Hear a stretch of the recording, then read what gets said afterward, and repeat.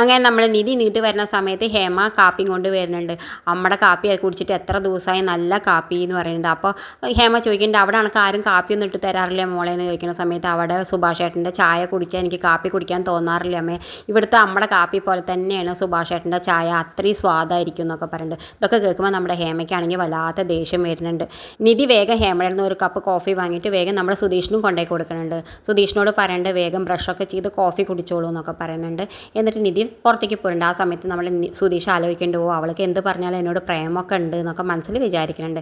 എന്തായാലും പിന്നെ വരുന്ന സമയത്ത് നമ്മുടെ ഹേമ ചോദിക്കേണ്ടത് ഇപ്പം തന്നെ എനിക്ക് ധൃതി പിടിച്ചിട്ട് അവന് കോഫി കൊണ്ടുപോയി കൊടുക്കേണ്ട ആവശ്യമുണ്ടോ, അവൻ ഇവിടെ വന്നാൽ ഞാൻ കൊടുക്കില്ലേ എന്നൊക്കെ പറയുന്നുണ്ട്. ആ സമയത്ത് നമ്മൾ നിധി പറയുന്നുണ്ട് അമ്മ അച്ഛൻ്റെ അടുത്തേക്കല്ലേ കൊണ്ടുപോയി കൊടുക്കണം, അതേപോലെ തന്നെ അല്ലേ എന്നെ അവൾ നന്നായി നോക്കുന്നുണ്ട് അമ്മേ, അതുകൊണ്ടാണ് ഞാൻ കോഫിയൊക്കെ കൊണ്ടുപോയി കൊടുക്കണമെന്ന് പറയുന്നത്. ആ സമയത്ത് നമ്മൾ രാജീവൻ ചോദിക്കേണ്ടേ ഞാൻ ഒന്നും കൂടി ചോദിക്കാം മോളെ, നീ എങ്ങനെയാണ് ആ വീട്ടിൽ താമസിക്കണേ എന്ന് പറയുന്നുണ്ട്. ആ സമയത്ത് നമ്മൾ നിധി പറയുന്നുണ്ട് അച്ഛാ ഒരു വീടിൻ്റെ ഭംഗി പറയുന്നത് 4 ചുമരല്ല, അവിടെ ജീവിക്കുന്ന ആൾക്കാരുടെ മനസ്സാണ്, അവിടെയുള്ള ആൾക്കാർ മുഴുവൻ നല്ലവരാണ് അച്ഛാ, ഞാൻ അവിടെ സന്തോഷത്തോട് കൂടിയിട്ടാണ് കഴിയണമെന്നൊക്കെ പറയുന്നത്. ഇതൊക്കെ കേൾക്കുമ്പോൾ നമ്മുടെ ഹേമയ്ക്കാണെങ്കിൽ വല്ലാത്ത ദേഷ്യം വരുന്നുണ്ട്.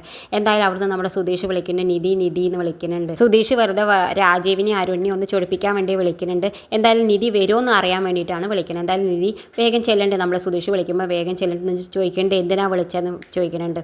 ഞാനെന്താ നിങ്ങളുടെ ഭാര്യയാണോ നിങ്ങളിങ്ങനെ വിളിക്കാമെന്ന് പറയുന്നുണ്ട്. ഞാൻ വിളിച്ചാൽ നീ വരുമോ നോക്കാൻ വേണ്ടിയിട്ടാണ് എന്നൊക്കെ പറയുന്നുണ്ട്. ആ സമയത്ത് നിധി പറയുന്നുണ്ട് ഇവിടെ ഞാൻ നിങ്ങളുടെ ഭാര്യയായിട്ട് അഭിനയിക്കുക വിചാരിച്ചിട്ട് നിങ്ങൾ ആ ഫുള്ള് ഫ്രീഡം എന്നോട് എടുക്കണ്ട, ഇതിവിടെ മാത്രമേ ഉള്ളൂ, അവിടെ ചെന്നാൽ ഉണ്ടാവില്ല എന്നൊക്കെ പറയുന്നുണ്ട്. ഇതൊക്കെ കേൾക്കുമ്പോൾ നമ്മുടെ സുധീഷ് ആകെ ചമ്മണുണ്ട്. എന്തായാലും പിന്നെ കാണിക്കണത് നമ്മുടെ സുഭാഷിൻ്റെ പണി സ്ഥലത്തേക്ക് ബംഗാളിക്കാരൻ അവൻ്റെ അനിയത്തിയും കൂട്ടിയിട്ട് വരുന്നുണ്ട്.